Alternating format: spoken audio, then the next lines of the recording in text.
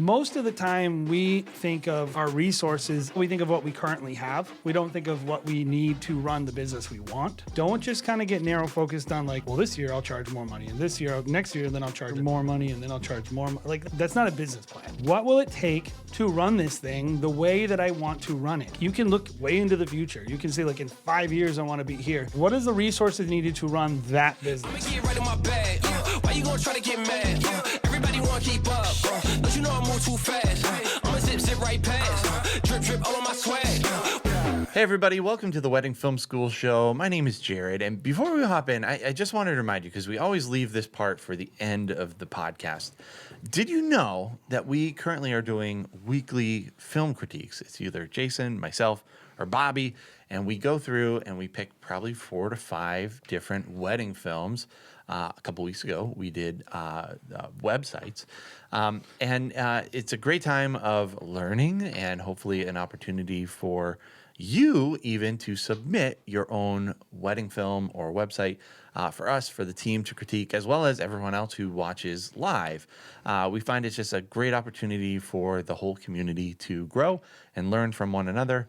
And it's just a fun time overall. Pour a drink and make sure you join us. We are currently doing these Thursdays at 9 p.m., but that's subject to change. So make sure that you're just checking out and staying in tune with all the latest films. Well, I know one way they can stay up to tune. How's that, Jay? They could subscribe, and hit that alert bell that is on true. YouTube, and then they'll be up to tune. Yeah. They could also go on Facebook and join our Facebook group. Yeah. And there's a lot of things that we do. Like for us, like the podcast, we just like to get into the content. We forget to do all this promotional stuff. but you know, we like connecting with you guys on the show, and we like connecting with you guys in the live setting, because then it's more interactive. So Yeah. definitely check it out. And I definitely wanted to say too, we appreciate all of those who have stuck with us. I know the Wedding Film School Show is kind of a new thing in wedding film school land. And a lot of people, I know it's a change of pace, especially on YouTube, when you're used to seeing one very specific thing, and now it's like, hey, my inbox is a whole Where's bunch Craig of... Apples? Where's Craig? Where's Craig Rar Appletons? Or Adamsons? And so Craig Adam with the C. It's an inside joke where every time someone wants Craig Adams, they spell his name wrong. It's like, I love Craig Adams. They can't even spell his name. It's like, we love that guy. you love him. You're psyched up. But yeah, we do appreciate you sticking with us. Hopefully this has been helpful for some of you who want to do kind of more of a deep dive into your wedding film business, and learn from other people, as well as Jason and myself. We've been running a wedding film business for 12 years at this point. I'm super grateful for this opportunity to get to do this whole wedding film school thing, because it's an important part of the wedding education ecosphere. It's meant a lot to a lot of people. So we want to do you proud. We want to do a good job. So with that in mind, let's start with a really highbrow segment. Okay, yeah. Let's do this segment. This is actually, I think it might be my favorite segment right now. It's called The Wedding Film School Would You Rather? Still got to work on that. We got to actually put in the time and actually put in some good ones. I want some like clown and circus type music. Oh yeah, smooth jazz. Yeah, This is a good groove. yeah. All right, let's do this. So today we're gonna do Would You Rather, and we're both gonna give each other a question today. So the first one I'm gonna give to Jay. Jason, would you rather have chub rub on a wedding day, or would you rather have a sprained ankle throughout a wedding day? What is chub rub? Okay, so let's premise with what is chub rub. Chub rub is that thing where you're chafing kind of in an area where your pants meet. And you know, it's very common when shooting a wedding, especially in warmer climates, to have a little bit of chub rub going on. So chafing, or what's the other one? Or a sprained ankle on a wedding day. These are both things that I've encountered. See, here's my thing about that is like, I feel like the chafing is inevitable and a sprained ankle is avoidable. And so I think I would rather have the chafing, because the sprained ankle, I'm not sure I could do my job as well. I've done it. It's hard. And it's a different type of pain. I'll Yeah. just say that. And also with a sprained ankle, there's not as much adjusting going on. So it's like there's also the public kind of like perception where you're, Yeah. adjusting the crotch on a wedding day isn't necessarily It's not the best. professional. But you at need the to end of find a the- corner and, At the end of the day, though, for me, if I couldn't, I'm forgetting a lot of things. Oh, no, I got to get over there. Oh, my ankle. I don't want to be in that situation. no, it's not good. Neither are. No. But I respect your answer. I think it's probably what I would One of answer them you as can well. just get through, with a little self-discipline. Yeah. And a lot of arm and hammer. Arm and See, I'm not a arm and hammer guy. No, at it a gives you wedding. cancer. So, I mean, apparently. Good for me. But, I know that a lot of people, that's an essential part of their wedding filmmaking kit. Yeah. It's arm and hammer, which is always never been a thinking part for me. So here's my would you rather Great. for you. Would you rather forget that you had a wedding and show up late? Yeah. And this is with let's say, would you rather forget you had a wedding and not even shoot it? Or shoot a wedding and lose all the footage? Oh, wow. That's a really good question. I have to think about that. Hard. Okay, so this is what I would say. I would probably rather shoot the wedding because I could prove myself to a couple, I'm here, I'm responsible, I'm trying hard. And then blaming the technology is always a shoe-in bet of oh, this damn camera broke or whatever, as opposed to it being fully on your shoulders that I was just an idiot. You know what's funny about that is I get people lose things. Yeah. But it also is your fault. If you don't yeah. back stuff up, No, and you don't have totally. multiple copies, If- they don't know that though. The client doesn't know that. Yes. The client doesn't know that, but at least you would be this, and you could doubly blame it on the technology. And yes, I think as a professional, it is my fault. And I feel horribly because it would be my fault. I think I would agree with your perspective as well. Both would be nightmare scenarios. Yeah. Can you believe that we've never lost someone's footage? Really? No, we haven't really lost it. We've been able to recover it. Yeah, Is we had probably- a problem one time, but Yes. we've never lost a wedding of all the weddings we've done. If you're listening to this, we've done over 700 weddings Yes, probably. 750 something. Yeah. And we've never lost someone's footage. Mm-hmm. So, like I said, Knock on Knock this on wood. huge ass wood table. yeah. All right. So that's would you rather. Comment of what would you rather?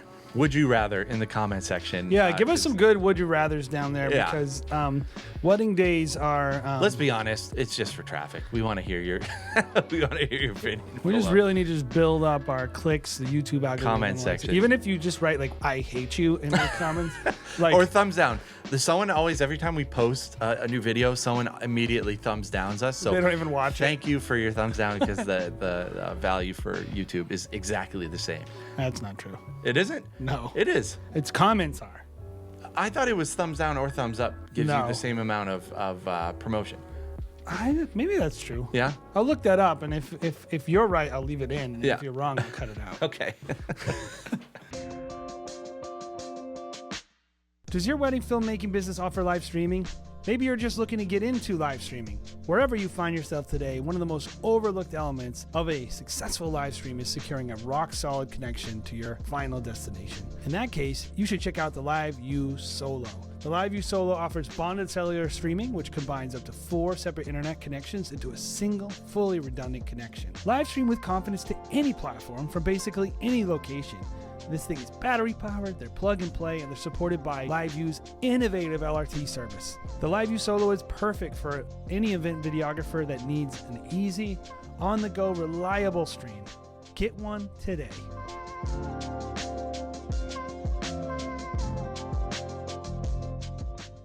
So we've been doing a series, guys, called Your Business Plan Sucks. And last week we had Craig Adams on. Go check that one out if you want to hear the founder of Wedding Film School. It's a really cool interview. But we've been kind of going through Your Business Plan Sucks. And your business plan actually might be awesome, by the way. But most of ours probably sucks as wedding creatives, right? Yeah. So we wanted to talk through thinking about creating a business plan for your wedding creative business. And we've been breaking down the elements of a good business plan. And so just to recap, like a business plan is basically just a document that outlines where you're going with your business. And hopefully when we kind of get through these episodes, we're going to hopefully give you a picture of how to create your business plan. And you're going to be able to take some of the lessons you've learned, kind of put it all and apply it towards a business plan. So keep in mind, that's where we're headed with all this stuff. The first episode in this series, we talked about your business model, which is how your kind of business operates, how it generates wealth, and the things that goes into a good business model. And this week, we're going to talk about your personal resources, or the resources that your business needs to run, right? Right, Jay. Yeah. Yeah. I think, to somebody who is new, I guess, to running a business, what would, the resources section be? Because I'll admit, when I first looked at this, I was like, okay, maybe someone out there is just starting. They're like, I have zero resources. And so is that necessarily true, even if you're just kind of getting started? No, I mean, the resources, just to make it simple, if you're running a business, let's imagine it's a hot dog stand, and that's what you want to run. And we don't often think of our businesses like hot dog stands, but it's a simple type of business model. Sure. And it has resources, right? So you need a stand, you need the inventory to make the food. You, of course, need a certain amount of time per day to warm up your hot dogs and a certain amount of time per day to clean up your hot dogs. You mean you can't run a hot dog stand if you're indoors playing video games all day? And it doesn't instantly transport there. Yes. Like it doesn't just, when you open at noon, suddenly it appears there.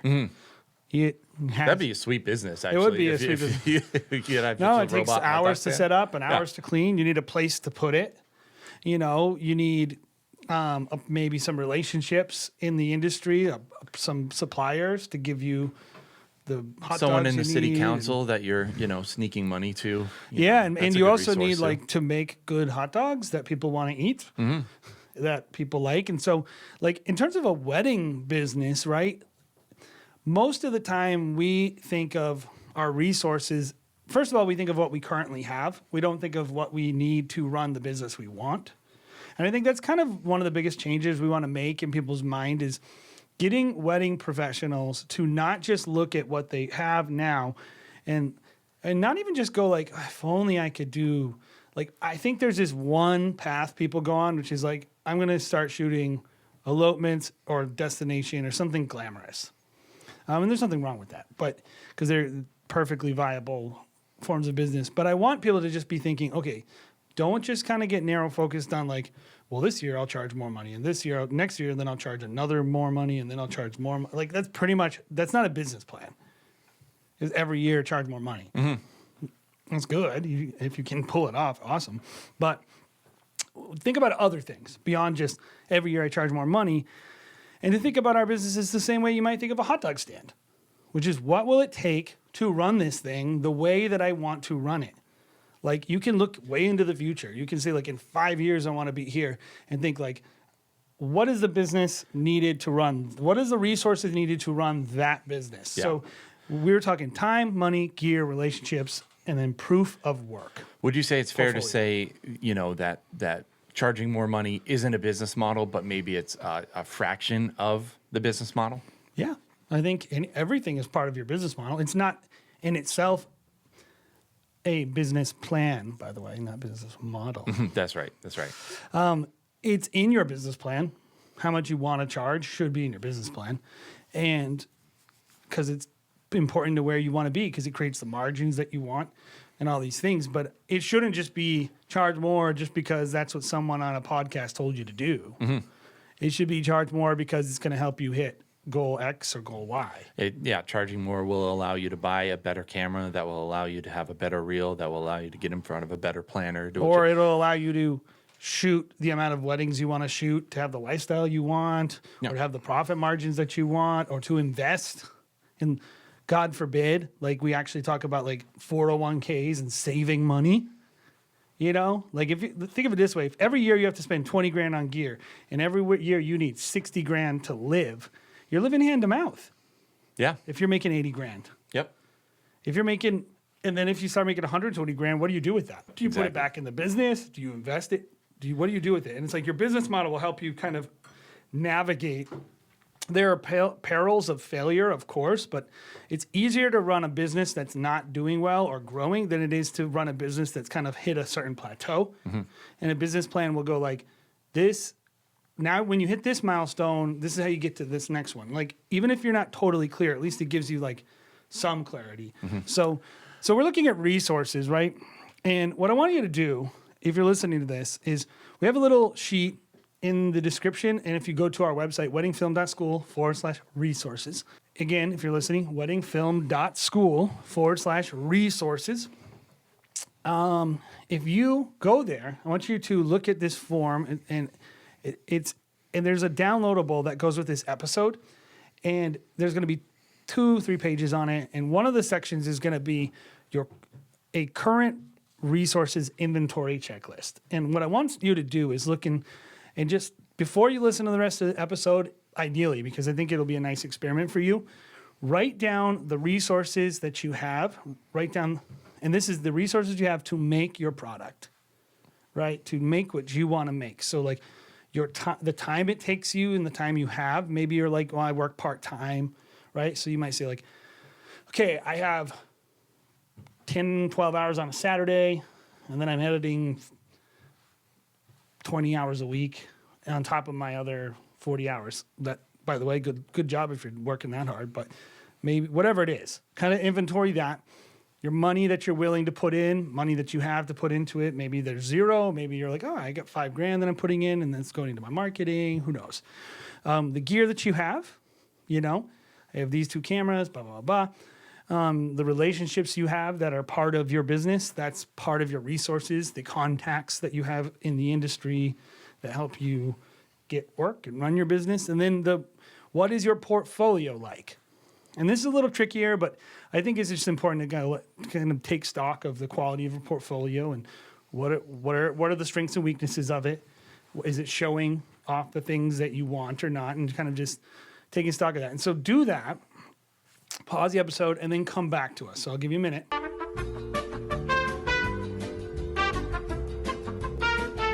Okay, they're back. They just did it. Let's talk about these resources a little bit, Jared. When we first started breaking these down, I don't think I realized how much these resources kind of played into our business personally. So this has been a plus for even us trying to whittle down, because we actually go through and we're like, oh yeah, these are the areas that we're struggling with personally. So I think, and I think a good common kind of theme for this episode and this whole series is just, you're never finished with this. You're never finished kind of taking stock in your resources and trying to decide where your pressure points are and where your points of pain are, right? Well, and like the synergy between the first two is really interesting to me, because we're going to talk time, money, right?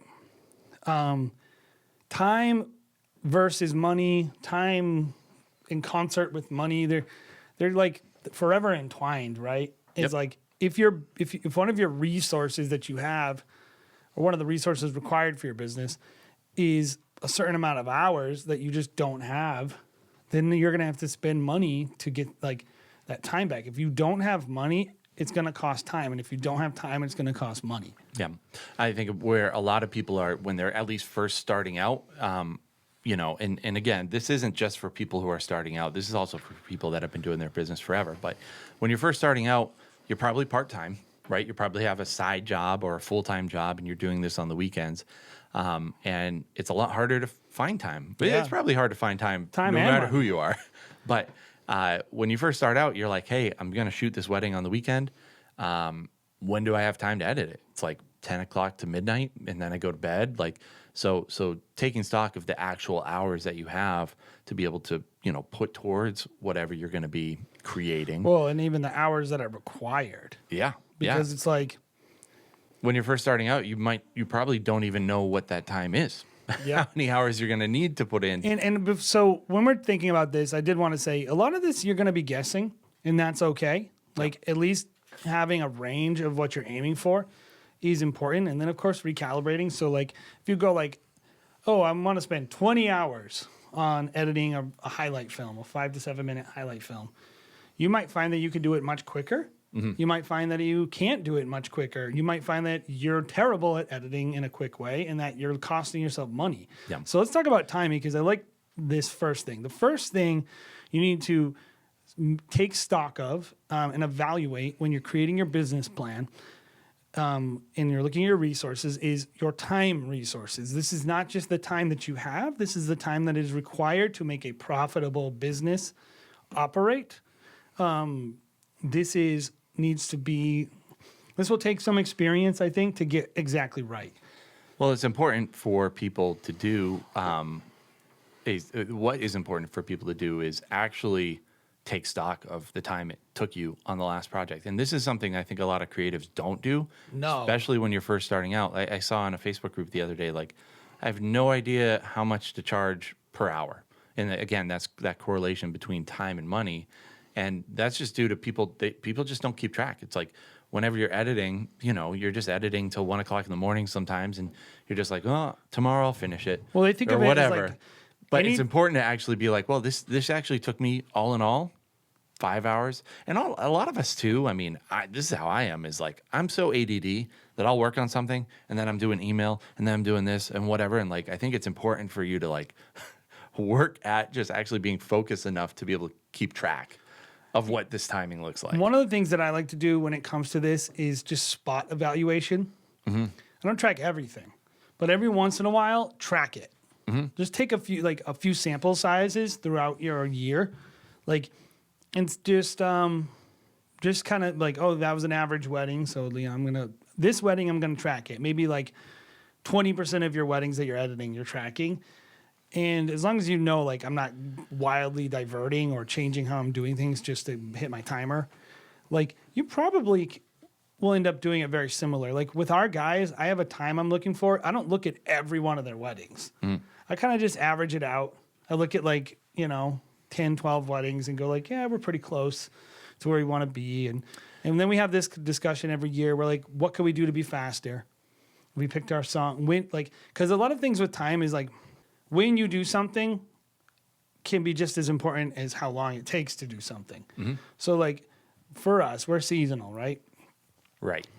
So we have almost no weddings, very few from like November to April, pretty much.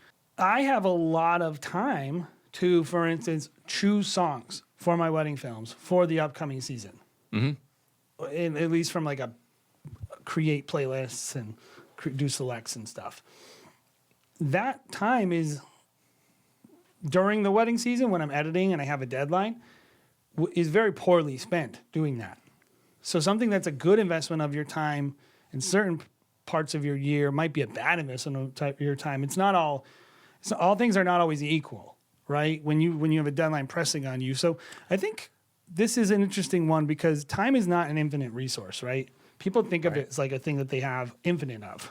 I think this is an area too where, you people that want to get into corporate work, you quickly realize that they are very good at keeping track of how much time they spend on a certain project because it's how they bill. It's like, I'm going to shoot for 4 or 6 or 8 hours, full day rate, and then I'm going to edit, and then I'm going to send the client a bill.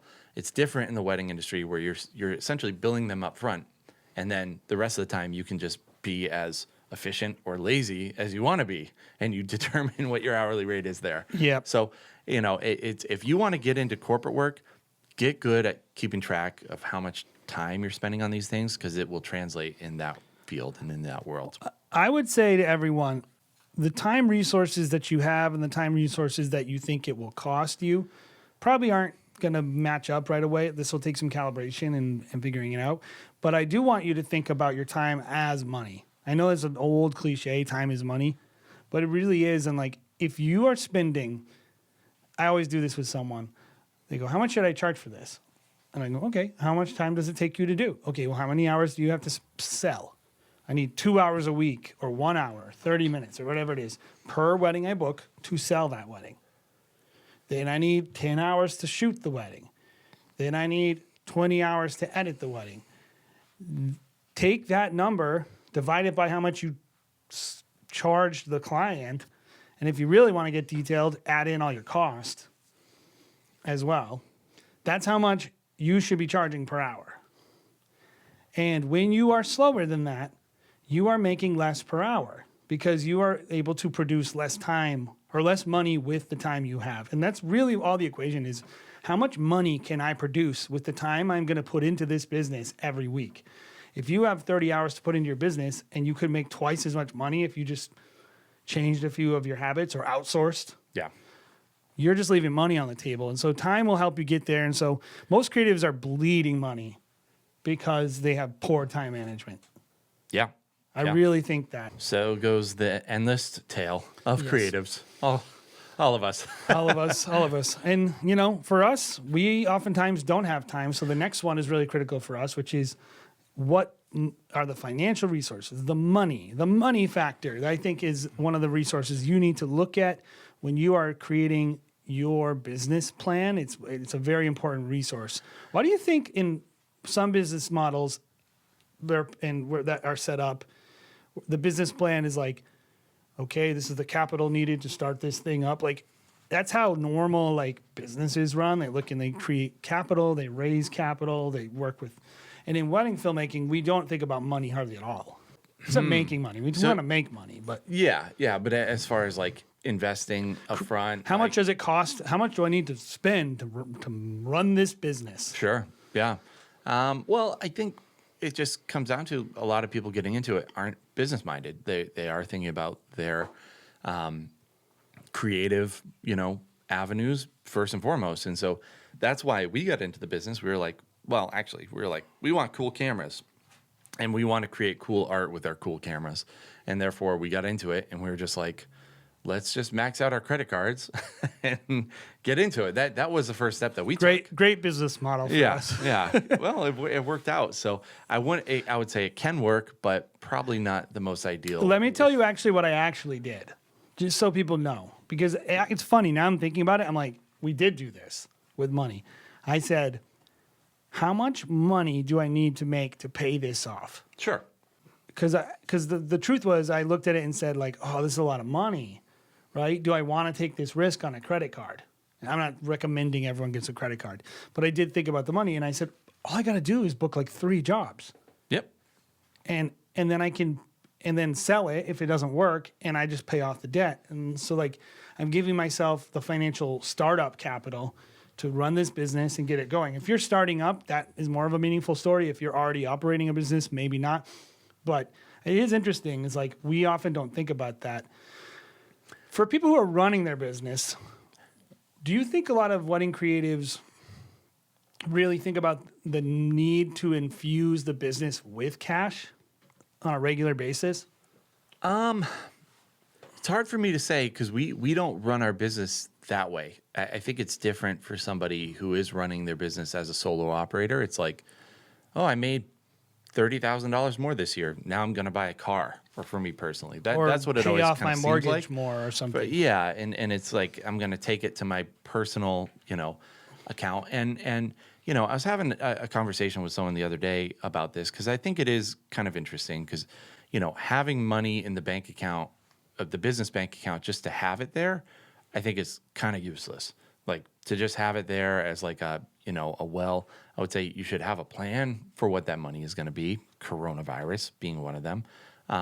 I think if I was running my business personally, though, and maybe this is a point that you and I could, debate, I would rather almost have that money, if it was just me running it, in my personal bank account, because then people couldn't go after my business account. Like, I don't debate that. Yeah. I think putting money into your savings, I mean, personal budgeting is always, if you're a solopreneur, like, that's why you're running your business. Yeah. It's to make money. Like, exactly. You shouldn't feel bad about that. I do think you need to take stock of, you shouldn't take it all home. I don't think anyone should do that. Mm-hmm. I don't. It's not about the money in the bank account. Like, I would spend it. Yeah. Saying like, you should try to think through what are my financial resources that I'm willing to contribute to this business, mm-hmm. and what are the needed. And I'm like, if you're starting out, maybe you have a pile of cash. Yep. Right? That can go into a lot of things.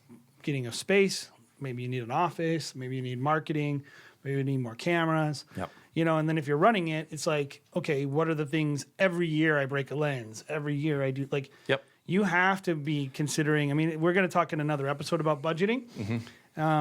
But one of the resources your business needs to live is cash. It's not just your talent, your time. It does require cash. And I think for me, that's the most important thing to impress upon people is you need to buy insurance. You need to, your business should be paying for these things. Like, and it needs to be built into the business plan. Yep. Enough money to pay for the business to operate. Like, you can't be paying out of your own pocket for your office space. And I know they'll be like, well, I mean, they're the same. I'm like, no, your pocket is not the same as your business's pocket. If I need to make $80,000 salary to pay for my mortgage and live, then my business needs $20,000 a year for marketing, rent, gear. I need to make a lot more than $80,000 because the business has to eat and my kids got to eat. Yep. And I think that's really what is important to me is getting people to think about that. It's a combination of, to me, it's a combination of feeding the beast, you know, Yep. feeding the business. I always say you got to feed the baby. And then also, the thing about money is it's the great problem solver, right? So it's like, if I need a problem to go away, I can always spend money on it. And so that's If you where I have think, it. if you have it, that's why I would say, you know, don't, if you are a solopreneur, take it home. That's the point, is to feed yourself, feed your family, to make profit. You know, Mike McCowitz talks about that in Profit First. Take the money home. That's the whole point of the whole thing. Don't feel guilty about that. But then also, you know, have enough money, and only you can really decide what that correct amount of money is to be able to solve problems. I think I'll say it this way.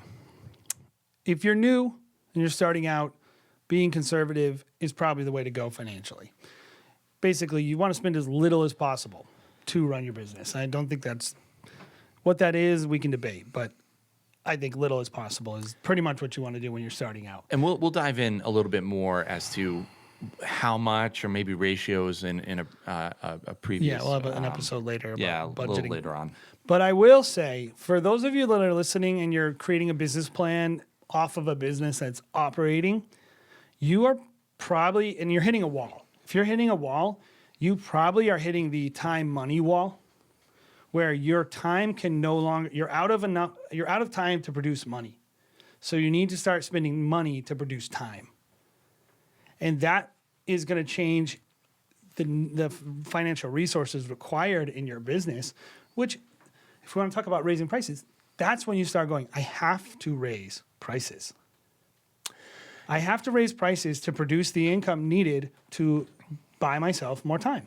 This is the wall I think most entrepreneurs face. It's probably the first big hurdle for a lot of entrepreneurs, where, you know, how often do you hear about, like, the business owner, he's running his own business, is never at home with the wife and kids. Sure. Is never, because they're just like giving all their time to the business and not trusting, you know, the money to handle, Or they don't freeing up their time. They don't have a business model that makes enough money. They're not charging enough. Yep. They're not. They're spending in the wrong areas. Whatever it is, like, it's almost always a good investment to spend money on things that give you back time. My opinion, I always say, if I spend $1,300 on, we're talking about the 18 Mini Extreme. I bought this thing. Love this thing, by the way. It's so dope. It will save me about 2 hours a week. I value my time at about $150 an hour. I think I'm trying to produce that with commercial or whatever I do. That's how I value it. So when I look at it, I go, by buying this, if I save 2 hours a week, I can make this money back in no time just by having 2 more hours to do other stuff. And I think most likely a wedding creatives, if you're listening and you're like in that 3-year, 5-year kind of place of your business, you probably need to start putting a little more cash back into the business, whether it be through third party or hiring someone or buying a NAS that actually does your backups for you. All these things will give you back the time you need in order to do the social media, build the portfolio, build the relationships, all that stuff. So time, money, they're kind of the same, but they're different, and they have some different ways of solving your problems. The third thing, and this is very centered on filmmakers and photographers because I wouldn't use this word for another business, but I'm fine saying it. The third thing that you need to look at as a resource for your business is your gear. We love talking about gear, right? Yeah. Is this where we do a gear talk? We could do a little gear talk. No, we don't have to do a gear talk. No, I mean, we're going to talk gear. Like we were talking about before this, like this is the gear that you need to run the business that you... This is interesting, actually. The business you want or the business that is a good business? I think it's a great question. I think it's the crux of the wedding creative. The question that they're asking is, what kind of equipment do I want? Is it the brand new, Sony Alpha 1? or what Fujifilm camera, GFX? Or what camera do I need, essentially? What gear do I need in order to have a profitable What does that business? even mean to say I need gear? When I say I need this gear, I think that's a very interesting statement because you do need gear. You do need to keep spending money on gear. Like this whole, gear doesn't matter. It's like, okay, if your camera breaks, you need a new one. That's how you make a living. So I need this gear. Evaluating that question, I think, is one of the most challenging things for wedding creatives because there's buying something new. There's always this idea in your head that either you're going to unlock some magic talent that you didn't know that you had, like, oh, I just got this GFX large format sensor from Fuji as a photographer, or I just got the A1 and the autofocus is so good. And we'll even try to convince ourselves that we're producing way better work. Or that all of a sudden, as soon as you buy it, it comes in from B&H, like the planner in your nearby city just calls you the day of and is like, I heard you got a new piece of gear and I want to hire. Never happens. You posted one medium format image and I really noticed the bokeh was so much better. Yeah. And there is some truth to it because we're artists, we're craftsmen, women. And you can't separate your emotional connection to your gear. And so there's a couple of things about it. There's gear you need that you need because something broke, like maintenance. You need a camera.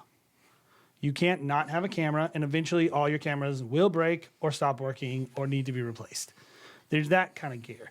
There's gear you need to keep up with market demand that will not necessarily generate more revenue, but will keep you from losing revenue. We were talking about 4K. I'm not sure we're there yet as a business, but me and you we don't shoot 4K weddings on our main product until this year. Yep. And I'll tell you why we didn't do it, because it didn't make me any money. Yep. And it cost me a lot of money. Yep. But I knew it was gonna have to change. So probably 3 years ago, we started planning and strategizing and thinking through what is this transition gonna look like to 4K. Now we might make a little bit more money, be able to, because it does cost more. So I don't mind charging more because it costs more, but I'm not necessarily making a more profit by doing 4K necessarily. Maybe some people are, we're probably not gonna. That is a type of thing that your business requires, right? That it's not going to make you a lot more money, but you have to do it because the market demands it. And I think the third thing is gear that you invest in that allows you to charge more money, right? You need it to live streaming. If you buy a YOLO box, link below, go ahead and buy one, supports our channel, or an ATEM Mini, and you add live streaming capabilities, you might add $20,000, $30,000 to your bottom line. And I think those are the three ways I look at gear. It's what do I need? Maintenance kind of purchases, keeping up with the Joneses type purchases, market demand purchases, and then ones that will actually start moving the needle towards charging more. And I think if we're being honest, the third category is what most of us justify our purchases with and is the least true. Well, actually, I was going to say, with live streaming, we've already made back probably 2-3 times what we've spent on. But most people don't do that. Most people are I need 7 new lenses, I need a new gimbal, I need a new and you were talking about before. You're well, why would I want to do that? I can make all the same money with my Mark III, my Canon 5D Mark III. Mm-hmm. Mm-hmm. You will not make $1 more by buying a new gimbal. Mm-hmm. The client doesn't care if you have a 6-year-old Crane 2. Yeah, I mean, it's all about that gas suppression, man. It's about keeping that what is it, Pepto-Bismol for your gas, dude. Like, but right now we're going through it where we're switching over to all Fujifilm, like you mentioned. And the question in my mind is, okay, I really like the Crane Weeble, the lab. We only need the Crane Weeble. I'd like everyone to have the same exact crane or stabilizer, gimbal. Why don't I just buy all, Weeble? And I'm like, I really don't need to. Am I just doing this so it's easier for me? How much easier is it really? How much easier is it really? Like, because right now, dude, we have 5 different types of gimbals. I think we have 8 gimbals. The Crane 3, the Crane 3S. We have the Weeble Lab. We have the. If you need a gimbal, Crane give us a 2. call. We'll We sell you a have gimbal. The Ronin M. We have the Ronin. We have the Ronin S. Like, those are the gimbals that we have, and we have multiples of almost all of them. So, I'm just like, I want to streamline it, make it so I don't have to do training on all these different things. And, at the end of the day, it might be worth it. I haven't done the numbers on it, but I think a lot of people don't even consider, what their numbers are. Is this going to make them more money? Well, or save why them are you money? buying what the needs of the business are the first thing you need to be evaluating. So our business model, when we think about gear, we're always looking at a couple different things. And this will be maybe different than yours. We have a studio model. We train our teams, and we always think about, first of all, when I buy one, I have to buy multiple because we don't want multiple different kits going out because that's confusing. It's hard to train someone on 7 different gimbals, which is what we're currently doing. Because we're also always trying to find the perfect piece of gear that fits into our workflow, which is like that combination of like durability, speed, quality, where it's like, and so we're always looking at gear in those ways. And when we make like decisions, like this is what we want to do, we typically do like 6 of them, 5 of them. And so and then we're picking up time and we're picking up efficiency. And then of course I can send it with our team and we know it's going to be a better product and more repeatable results. For your business, you might be the only person using that gear. So maybe you don't have some of those considerations, but you need to know why you are making these purchases and what your business really needs to be profitable, like versus what you just want to be happy. And they're not necessarily in competition, but I think it's important to know when you're making a decision because you want to do it and when you're making a decision because it's within your business plan. Yeah, and another thing that we tend to have a problem with at our company is like, we like the gear, we'll buy a piece of gear, we'll use it for a few weddings, and we're like, meh, and then we just never use it again. And we don't sell it. And we don't sell it because that takes time, and eBay's a bitch. But that's actually why we got involved in Wedding Film School, so we can just tell you about our used gear, and then we can, in the comments. yeah, in the comments, if you want to buy a Ronin first generation that tilts sideways, and I can't figure out why it does that. Or 4 or 5 below. Canon 5D Mark IVs. Yeah. Yeah, that's funny.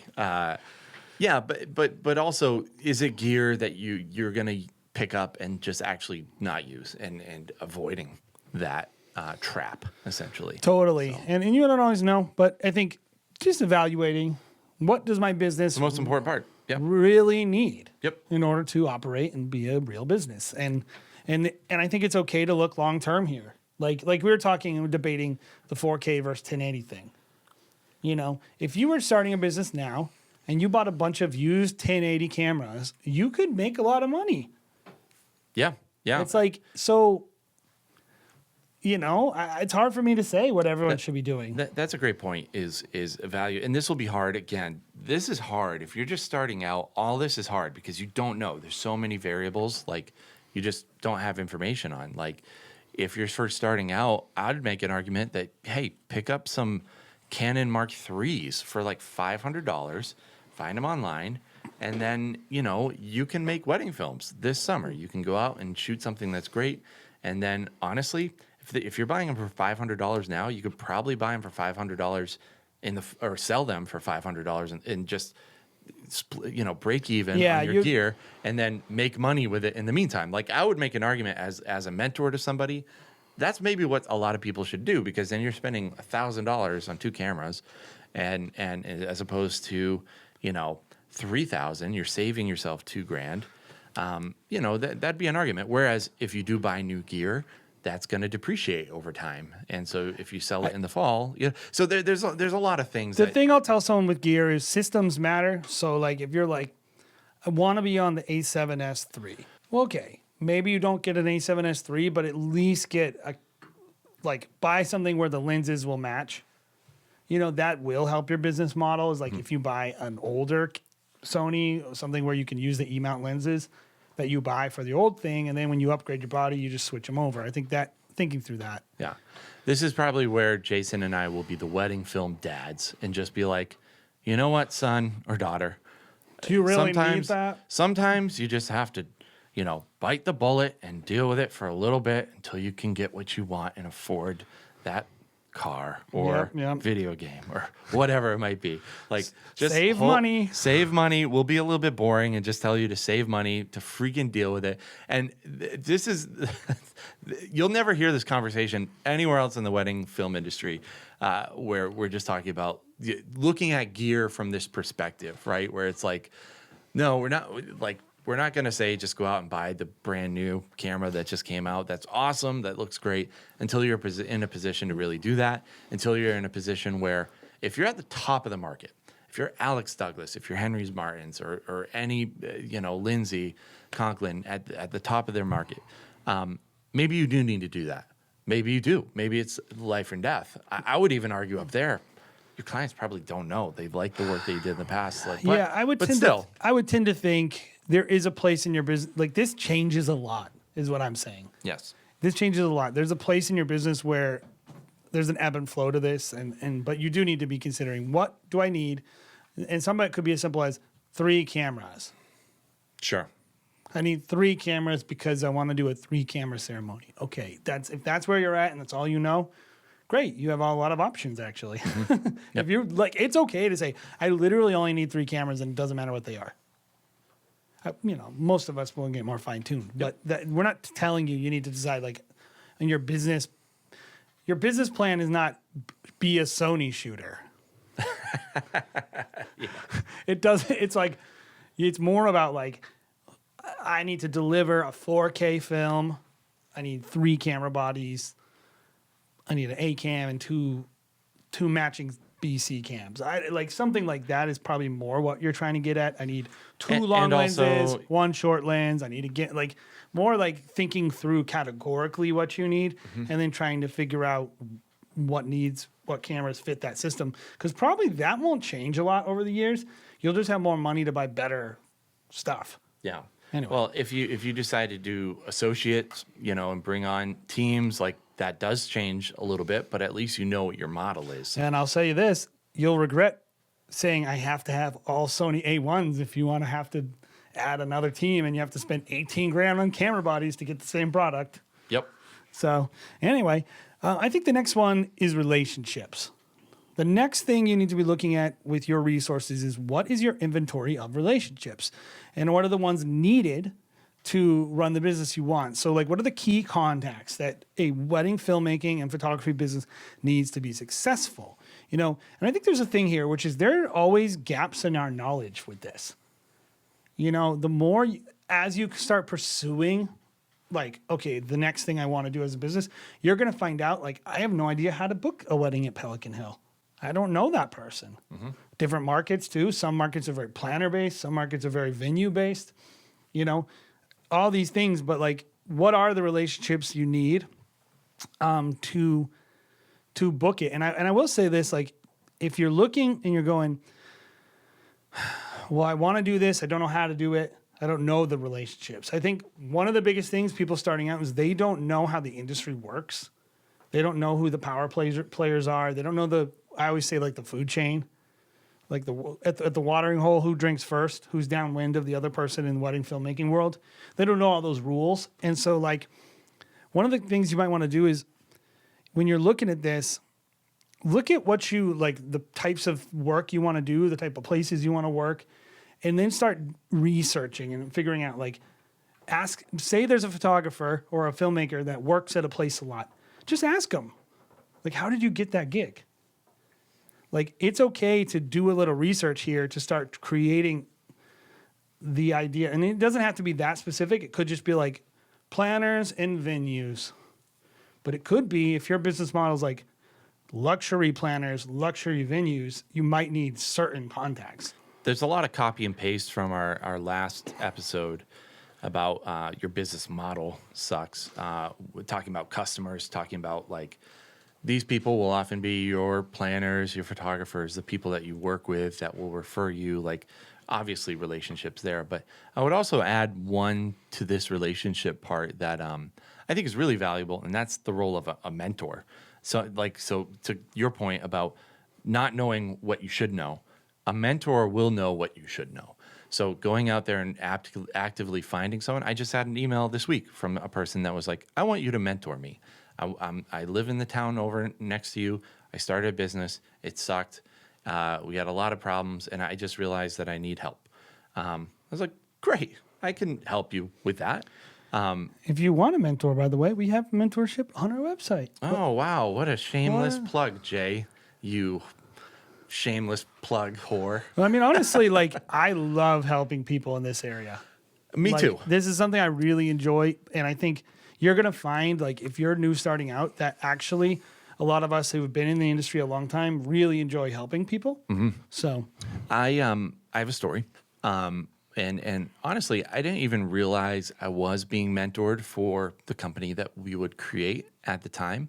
But I realized that the industry that I was shooting for ended up not being the industry that I wanted to shoot for, and I ended up changing, the type of shooting that I wanted to do to the industry I wanted to do. So back in about 2009, 2010, I was shooting for Shooters on the Beach. It's a great Biff and the company down there. They're awesome. They do not wedding portraits, but family portraits on the beach. So I'd wake up every morning, 6 a.m., take photos of screaming kids in the morning, and then edit in the afternoon, and then go back at nighttime during sunset and take awesome photos of screaming kids at nighttime. It was awesome. I did enjoy that a lot. But essentially, it allowed us to turn that model, which is a scaling model. They were shooting, he had 5 photographers that we would all huddle together in the day. We'd edit. And then at nighttime, we would all disperse, drive to the different areas we would shoot. And it was a great job. It made good money. And I look at my business now and I'm like, that's Stop, Go, Love. That's what we created. And I didn't even realize I was doing it. But I was just like, I loved that vibe of community, that people that I just really loved joking around with and just like shooting shit with all day. And then at nighttime, going out, beautiful areas. Now I get to shoot beautiful wedding venues, work with new people every single time, have relationships. And so I had an awesome mentor who was able to tell me, hey, this is a model. And I was like, I don't want to shoot screaming kids anymore, but weddings are pretty cool. Maybe I could just apply that model to the wedding industry. And sure enough, like that, without that, I don't know if we probably would have figured it out. Maybe. But maybe not. Like, I tend to think you're never going to be who you are alone, that you would be with help. Yeah. That's the whole point of wedding film school. That's the whole purpose of educational channels, where you're literally like, we're giving away 22 years of 30 years of filmmaking experience in the industry because we believe people need insight. And that's, I think Craig believed that, and Scott believed that, and Jason, everyone involved believes like this is valuable to people. And it's one of the relationships I think people don't think about. I think you're right. They don't often think about it when they're getting their business going. We do think of the planners and the photographers, and in getting these things is often in every one of these areas, whether it be learning the industry and knowing where the power players are, getting to know them, planners, venue people, photographers, or getting a mentor. All of it is going to come down much more to your assertiveness and willingness to go get it than you probably are going to be comfortable with at first. I oftentimes talk to people and I'm like, they're like, oh, this person, I don't know this person. I go, well, email them. Yeah.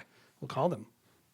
And it's like, you have to offer value. There's a way, we're not going to talk about that today. There's a wrong and a right way to introduce yourself, get connected with people. But ultimately, they're not going to ever reach out to you.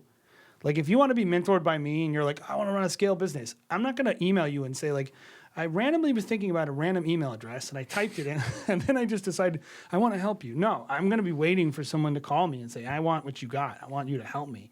And a planner that you want to know, they don't know you exist probably. You got to figure that out. And so I think this is a resource that you're going to have, but it's also one that you're going to require, and it's going to require actually like putting effort into it. Yeah.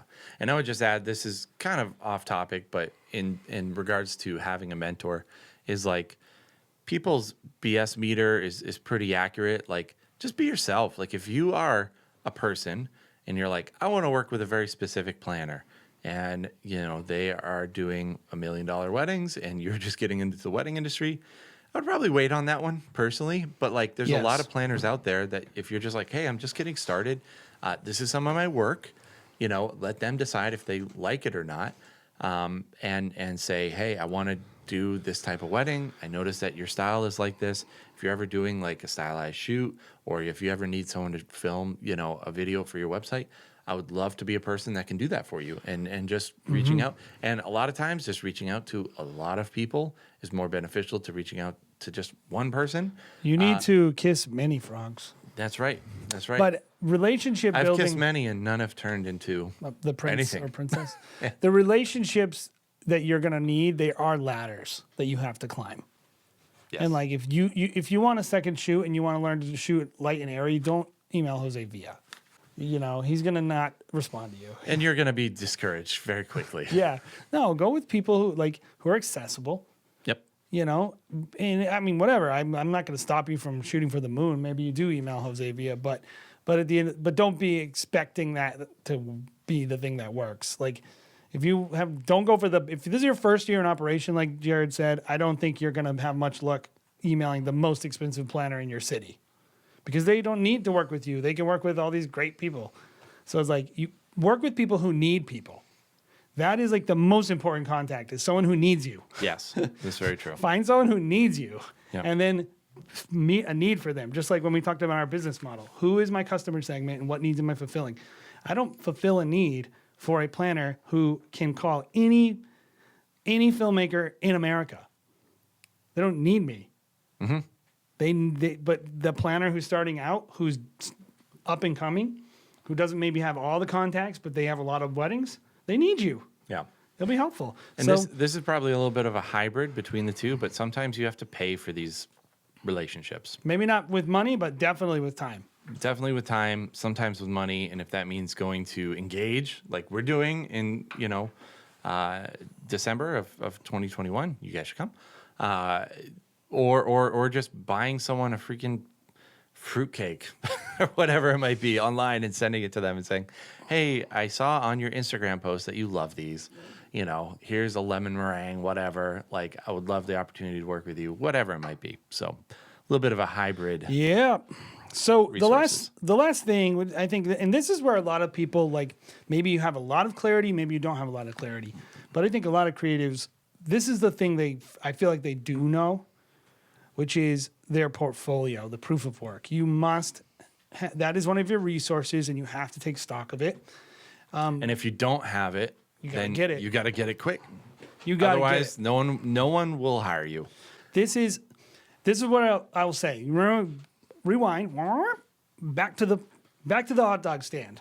Your portfolio is like the raw materials of your wedding business, not your camera. Mm-hmm. The portfolio is it's akin to someone tasting your food. Mm-hmm. They don't care how it's made if it tastes good. Yep. Like, and so if you don't, people don't. People eat McDonald's. They don't want to know what goes into the sausage. They don't. If they like it, they like it. They'll just give someone something that tastes good. And if you don't have, I think most of you listening, you probably have pretty good work. Maybe you're not always featuring it in the right way. You're not presenting exactly what you want. And that's another discussion entirely. But I do think we get into the ideal client discussion right here, which is getting your business model is going to create a certain requirement financially, and so your business plan is going to be designed to help you get where you want to go, and maybe it's designed to get you a certain clientele that maybe you don't currently have now. Well, you got to get proof of work to get that clientele. That's like the most important thing. Besides, it's like relationships and portfolio. If you think you want to be an editorial filmmaker / photographer and shoot luxury weddings, you better go look and see, will my portfolio justify this conversation I'm going to have? We talk about it all the time. Am I ready? Am I ready? Are we ready for that conversation? Mm-hmm. Is our portfolio going to embarrass us? Because that's what people are going to do. You know, we have plenty of portfolio pieces for the wedding industry, but where we struggle is, was that my chair, by the way? Of course it's your chair. My chair's the back is off of my chair. I wish we could show people the chair. Every single episode, a screw falls out. One of these times, this thing is just going to impale me. Man, office chairs are just so expensive. Yeah, they're expensive. But yeah, on our commercial side, we're always like, well, do we have the work up? Is it available? Like, is this going to embarrass us? Should I just tell people, like, you know, hey, you know, this is some work we've done, but we're mostly, you know, just having an honest conversation with people about what the work is. But it's a struggle for us because we just don't have as much commercial work. We're mostly in the wedding industry. So, yeah. And we don't have the time. Yeah. You know? And that's okay. And also I'm like, most of the time I'm like, if we don't get this job, I'm fine with it. Yeah, I'm not willing to do the work it requires to get all those commercial jobs. Yeah. But what is interesting is this is probably the part that's going to be the most fun for you if you're a wedding filmmaker, is like you're going to enjoy, you know, building your portfolio. Mm-hmm. But I do think you need to view it as a resource of the business, and it's like an every year resource. You need to always be making sure that your business has the portfolio needed to support your business plan. Because if your business plan is like to shoot 20 weddings a year at $8,000, right? Pretty good business there, pretty solid if you're able to do that. I mean, you're amazing if you're able to do that. You need a portfolio that supports it. Now, probably you'll get it. But like, what does that mean? Okay, your portfolio, by the way, we mean the work that is seen by everyone. You know, of course you have, that's a very narrow definition, but just in terms of what I'm displaying, I need enough things to show people that will generate interest in my product and allow me to be profitable. And it needs to be the type of thing that will get me to the next thing. This is not to say that you only shoot those things. That's why we're distinguishing between your portfolio that way, because I think a lot of people make the mistake of thinking like, I want to be known as an adventure person, so I only shoot adventure weddings. You're like, and then they look at their bottom line. They're making 15 grand as a business because they turn down every wedding. And they think that's how you get your ideal client. It's like, no, it matters what you put out there. It doesn't matter what you need to get paid. Mm-hmm. You know, and like, that's our belief. That's our belief. Is like, I'm not here to tell you how to like be happy shooting photos. I'm here to tell you how to make a living shooting photos or doing video. You know, on this scale, I think there is a little bit of a trap with portfolio where it's like some people might view it as the end all be all and probably the most important resource that you have. And I'm not saying it's not important. I think it's very, very important. But it works in sync with the rest of these. Yeah, it's items, important. Right? It is important. As do all of these, you know, these top fives. They all work in sync with one another. The portfolio without a good relationship, you know, wouldn't have happened. The same thing without, you know, good money to buy the gear to support the well, it's interesting. Gear. I think whatever. time and money are like simpatico, right? Yep. And I think portfolio and relationships are like similar. Yep. Like you get good and portfolio. Gear and, yeah. Well, of course, gear too. I think gear is in the middle, right? It's like playing between all of them, but like you might get a lot of money, but not build a good portfolio. Yeah. But if you have good contacts in the industry, you can get great portfolio work. Yeah. Like there's going to be a time and a place in your business where you're going to look and go, okay, I'm making $100,000 a year. I'm well established. I can call this planner. And at that point, you're going to want to call planners and get those relationships going that help you get the portfolio you want. You're going to start making your decisions that later in your career you go that are much more portfolio driven. Yep. because you have enough demand on your business that you can still make money. I was going to say too, we did take out one item off of our top 5 list, which was talent. And the hard thing with talent, like we had mentioned, and the reason why we took it out is it's much harder to quantify what that is. But Or how even the impact of it. The impact. But I do think it impacts what your portfolio is, obviously. Like, if you don't have a lot of talent, it affects what your portfolio is. Or skill. Yeah. So I think talent definitely plays into the role of your portfolio, and that's kind of a resource that it's you a should tough thing. think about, but it's hard to take stock of, right? It's also tough because, in reality, we're not all as good as everyone else. Sure. Yeah. And this is the thing I always say in the industry is not everyone is as good. Mm-hmm. Not everyone can. No, not everyone. If everyone could sell an $8,000 wedding film, then everyone would. Yeah. They can't. Some people don't have what it takes. I have a question for you when it comes to this. Do you feel the same way when it comes to having a good business?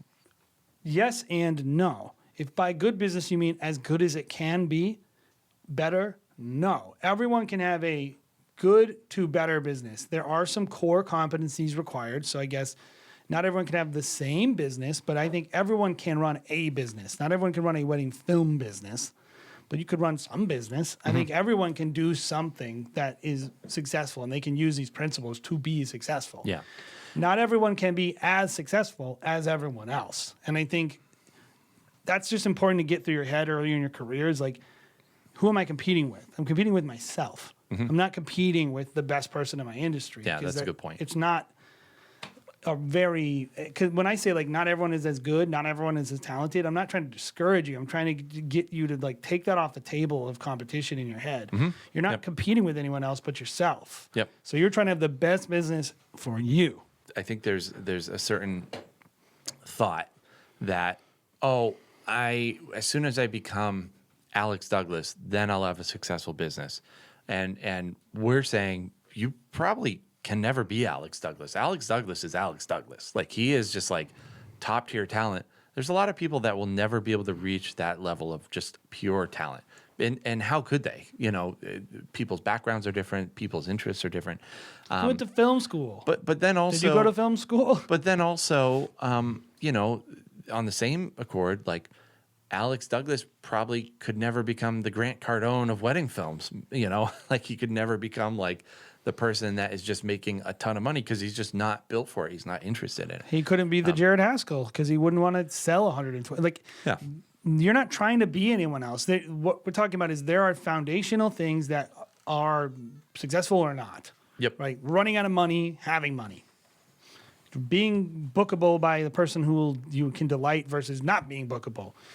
Pissing people off versus making people happy. That's what we're talking about. Yep. And so ultimately, hopefully you listen to this and you were okay, these are all the resources. I need to take stock of this. Maybe you wrote it down at the beginning of what you currently have. These are the things I have. What I want you to do now is write down what you need to get. Imagine that you're planning for 5 years down the line to the best of your ability. What would be your dream business? Right? Would it take more editing or less editing? Would you shoot certain cameras? Would you shoot in certain places? Would you certain type take that and redo it in the next section on the work thing with the business that you want. And I want you to look at the business you have versus the business you want. And I want you to see, kind of Venn diagram it in your head. Where's the crossover? Great. Those are the areas that you don't need to apply pressure to. Because they're, you keep them, maintain them, but you have the gear you need, or you have the portfolio you need, or you have the contacts you need, or whatever it is, that's great. Wherever they're crossing over, awesome.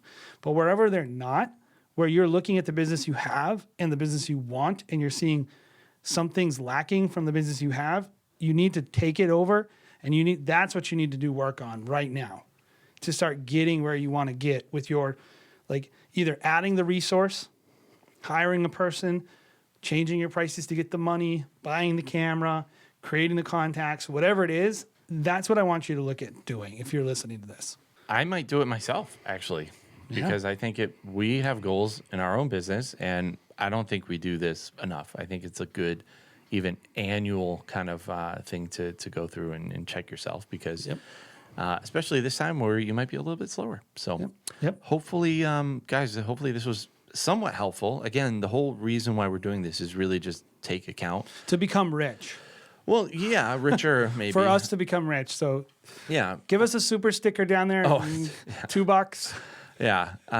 YouTube. If this has been helpful, leave a comment of to the area that was most helpful to you, or maybe questions you might have about your personal business, maybe areas of struggle that you're having, hurdles that you're having a hard time getting over.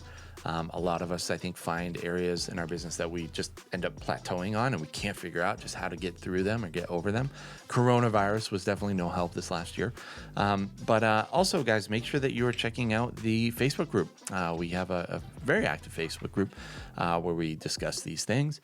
If you want to ask questions of the group, do so there.